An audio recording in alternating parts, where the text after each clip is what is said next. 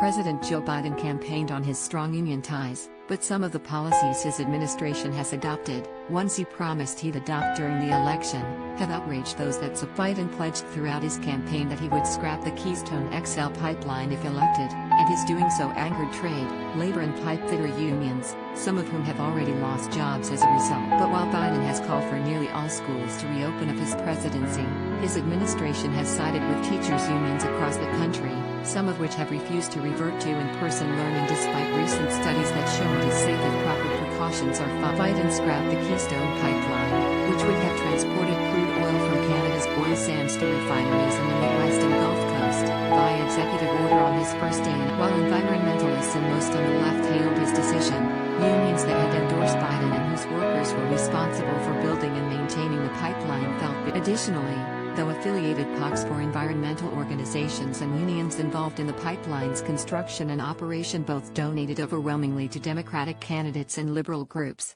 environmental groups contributed far more to Biden's campaign. Environmental groups donated, but the laborers' union PAC donated nothing at all, though it did donate to the Biden Victory Fund, according to individual members affiliated with plumber and pipe fitter unions also donated in total to Biden's campaign, though the union itself did not donate anything through its PAC. Building and trade unions donated another.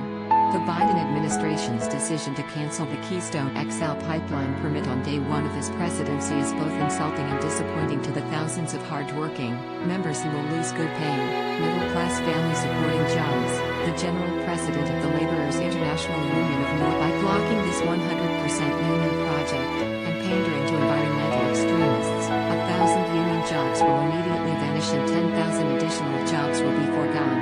He had miles of unused pipe, prepared for the proposed Keystone XL pipeline, sit in a lot on October 14, 2014 outside Gascoigne, North Dakota. Andrew Burton/Getty Images. O'Sullivan was echoed by AFL-CIO President Richard Trumka, who that he was upset Biden canceled the He said that replacing fossil fuel-related jobs with environmentally sound ones was easier. The Laborers International was right, Trumka said, adding that he hoped Biden would take time to consider the possible harm his decisions could inflict on union workers when making future policy. If you destroy 100 jobs in Greene County, Pennsylvania, where I grew up, and you create 100 jobs in California, it doesn't do those families much good, Trumka said. If you're looking at a pipeline and you're saying we're going to put it down, now what are you going to do? Create the same good-paying jobs in that area?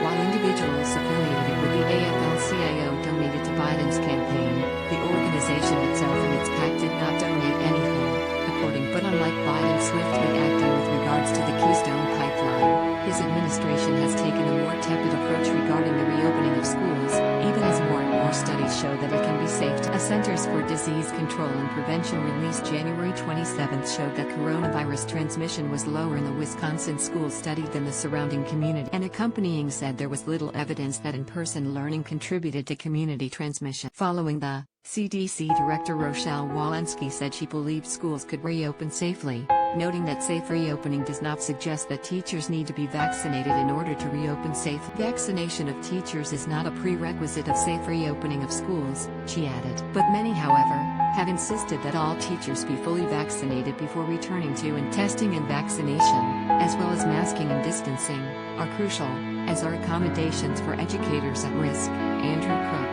a spokesman for the American Federation of Teachers. Jasmine Gilliam and Lucy Baldwin, teachers at King Elementary School, prepared to teach their students remotely in empty classrooms during the first day of classes on September 8, 2020 in Chicago. At Scott Olson/Getty Images.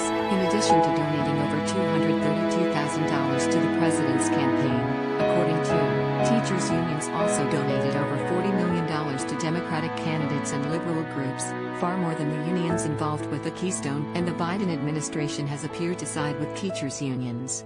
Following Walensky's comment, White House Press Secretary Jen Psaki, saying that the CDC has not released their official guidance yet, and that Walensky was speaking in her person. I'll give you a word, money. When asked why schools remained closed despite the increasing evidence that they can reopen, President Biden sent a plan to Congress to make sure the majority of schools can be open within 100. But when CNN anchor Aaron Burnett pushed back, saying that studies are showing that the transmission is just not happening and that teachers' unions had last-minute, Klain again placed the blame on schools, not the union. I think what you're seeing is schools that haven't made the investments to keep students safe. We need to do things to open safely,